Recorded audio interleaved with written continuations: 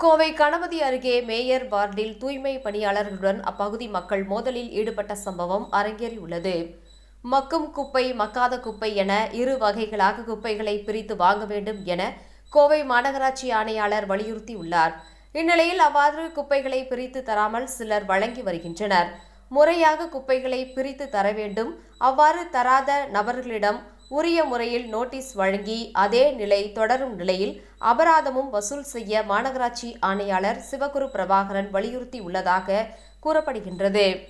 இந்நிலையில் கடந்த 16ஆம் தேதி அவ்வாறு குப்பைகளை பிரித்து தராமல் வந்த மேயரின் 28வது வார்டுக்கு உட்பட்ட நபரிடம் குப்பைகளை பிரித்து தர மாநகராட்சி தூய்மை பணியாளர்கள் வலியுறுத்தியுள்ளனர்.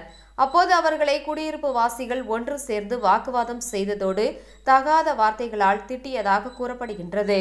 இந்நிலையில் இது தொடர்பாக மேயர் ரங்கநாயகியிடம் தெரிவித்த போது அவர் உரிய நடவடிக்கை எடுக்கவில்லை என கூறப்படுகின்றது.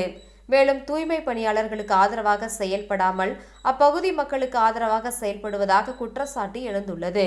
ஒருபுறம் ஆணையாளர் அபராதம் வசூல் செய்ய சொல்வதாகவும், மறுபுறம் மேயர் வார்டிலேயே அதனை முறையாக கடைபிடிக்காமல் தூய்மை பணியாளர்களை திட்டுவதாகவும் வேதனையுடன் இந்த வீடியோவை மாநகராட்சி ஊழியர்கள் சமூக வலைதளங்களில் வைரலாக்கி வருகின்றனர்.